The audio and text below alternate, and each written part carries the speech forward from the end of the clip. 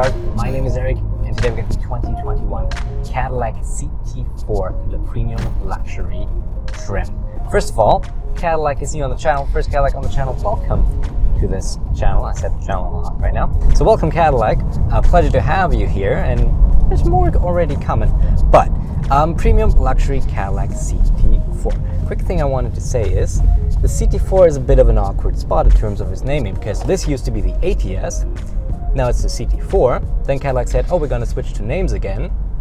Then they said, yeah, we're going to switch to IQ names, like the Lyric. And then they said, you know what, we might not do the IQ names. So how will the next generation of this car name be called? Nobody knows. But what do we know? We have a 2.7 liter inline-4 turbocharged engine. We put it into sport mode, take off traction control, and auto start stop. Give the traction control off, and we see how fast you go. Brake torque it. Whoa! Okay. Woo!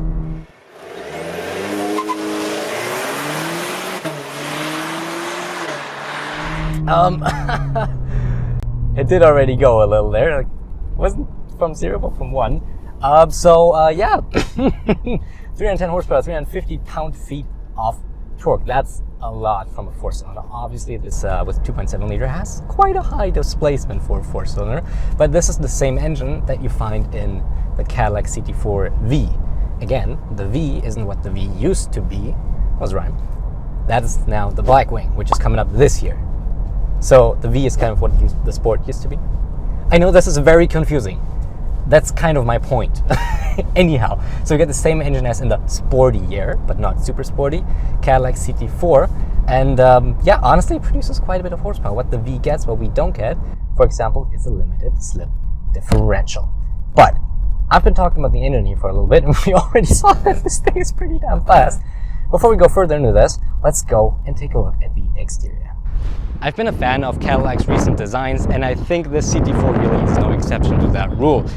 Just a quick few design elements I want to point out. First of all, just like in almost all Cadillacs, we've got this headlight that just runs down here, looks really nice. We got the wheels, $695 Canadian option. I think they look good, and together with the silver chrome Cadillac logo and the trim over here just kind of makes it look very, very handsome. I think it's a good looking car that has a lot of flair, and when you roll up in it, it's just kind of a bit of a statement, I think. I mean, yeah, it's not the most expensive Cadillac, but it attracts a little bit of attention, I think. 2 more points. Dash to axle ratio, really nice due to our longitudinal engine here, right? So we got a lot of space, a long hood that makes it look more sleek and more muscular, especially combined with these body lines down there. Like I said, really handsome design. I'm really liking the CT4. But in terms of the back, it still looks really good here in the back. One thing you will notice when you look at the back is this badge here, which says 500T. So what does 500T mean? Pretty simple. This CT4 has 350 pound-feet of torque. That in Newton meters is 474.5. Now Cadillac takes that number, adds it up to the rounds it up to the next 50, and you got 500. T means turbo. So basically, if you see a number on the back of Cadillac, that's the torque in Newton meters, rounded up to the next 50. TLDR, bigger number, better. Now, I still think that a luxury car should have nothing in the back except for the logo and the model designation, so just have it like Cadillac CT4. The 500T looks better than having it say like 2.7T to describe the engine, but all-wheel drive, I don't think we need all-wheel drive on this. Like, it's a Cadillac. Do you really does your brand need to say more than I'm a Cadillac? I don't think so, but just so you know. Overall, still think it's a really good looking car. I think it's handsome, but yeah, let's go back to driving. And after taking a look at the exterior, I still want to talk a little bit more about how it is to drive in a sporty manner. I know this is not the V, this is not the Blackwing, but I still want to talk about it because this is built on the Alpha chassis, the same chassis that underpins the Camaro. And it is kind of a famous chassis because it's freaking amazing. It is really good, and even in this premium luxury trim, you do notice that it is kind of cool, not gonna lie. So yeah, that's why I want to talk about this. We talk about a little bit about daily driving in a little bit, but first of all, we also have the 10-speed automatic. We've already had that. That's the Ford GM 10-speed. That's in a lot of GM products. I liked it in the Silverado. So let's see. We have paddle shifters. These are plastic. You can get them nicer in other trims. See how quick it reacts. 4, 3, 2.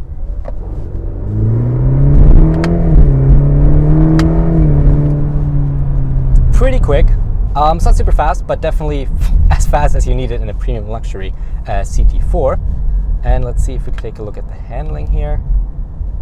Might not be, no, not today. That's just a little too bad visibility nowadays. It used to be good in the winter because you could easily see in the corner, but we can't do that now. But I'll just tell you about it because I've been having some fun in this car. First of all, let's go back into not manual shifting and into tour mode. So yeah, how does it handle? Pretty damn well. If you floor it around corners a little, like give it a little. If you floor around corners or on tight corners, you have a bit of a rotation of the rear end. Steps out a little bit, like it rotates. It doesn't step out, it rotates a little bit. But if you really want to go for like some spirited driving, you will notice that this one does not have the limited slip differential that the V has, and it does. It's kind of missing if you want to do super sporty driving, but we'll get to that point a bit later on. That's not what the premium luxury is for. Despite that, it still drives pretty. You can still drive in a fun manner. It's very responsive. The steering in sport is nice and quick. I like it. I had fun despite this not being the V. Now, often, oh, we got more geese. I've seen your last video, guys. Don't want to block me again, please. We stood there for a minute in the Nissan. All right, I want to flip it around anyway. Let's see how good the turning circle is. Turning radius. Let's flip it around.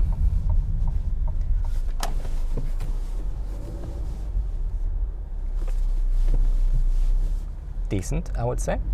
But yeah, I wanted to talk a bit more about the general handling, and we talked about that. I mean, the ride quality, because often modern cars are just too stiff. Oh, they're cute. They're so young. Oh, baby geese, cute. They're also savage, by the way. No, but the ride quality actually pretty decent in here.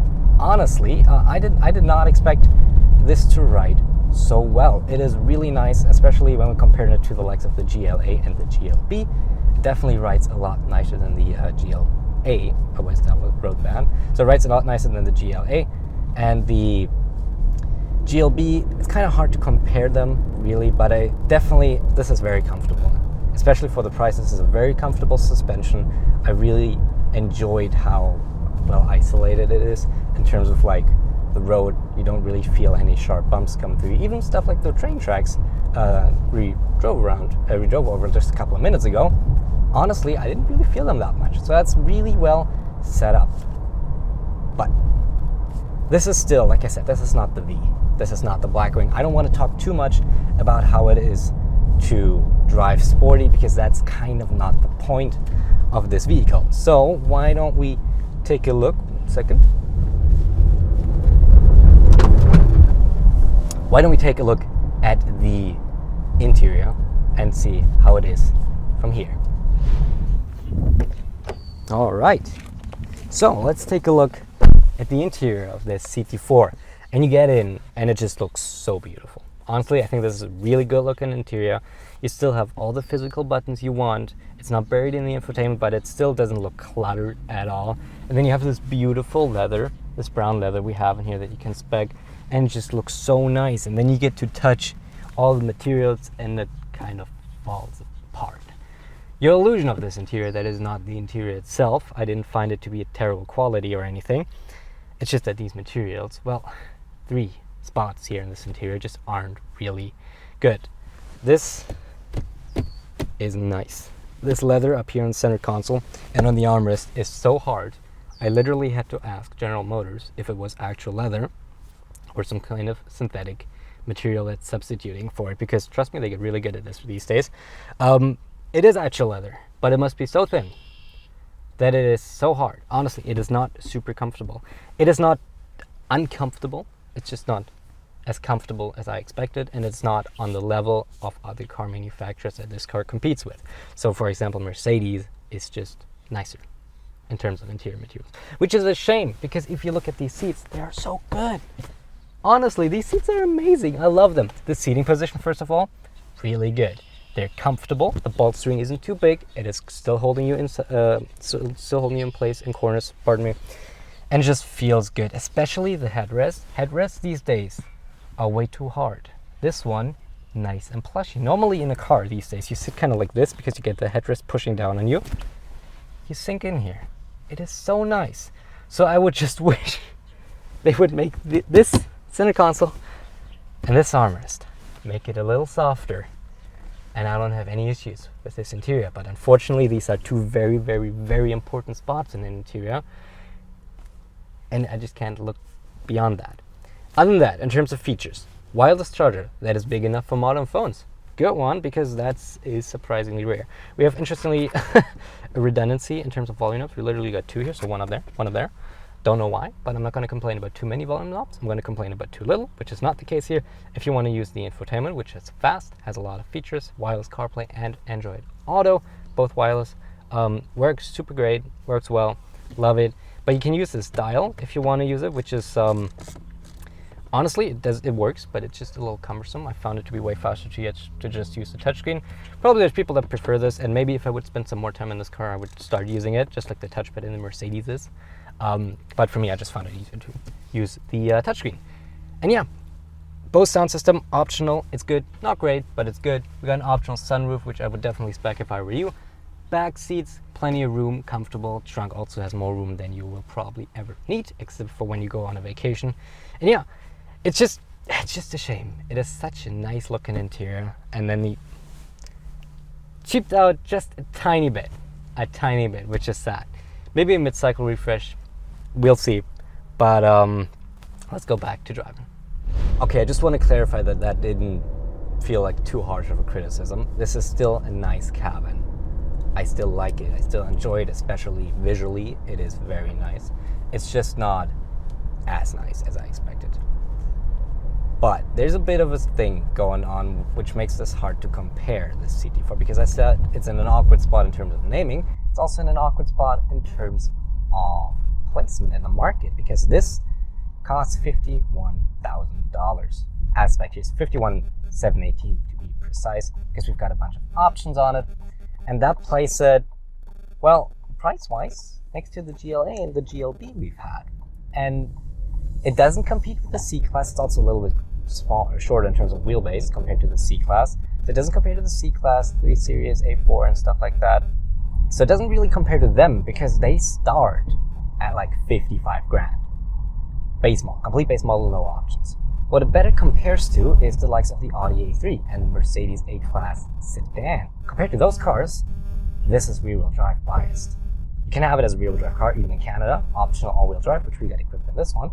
And that is, in terms of dynamics, a huge plus. It just makes everything a little nicer, a little more upscale.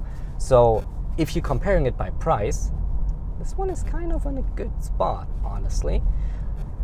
Before I forget to mention that, because we just talked about the interior a couple of minutes ago, what I did also want to mention is just the sound insulation in here.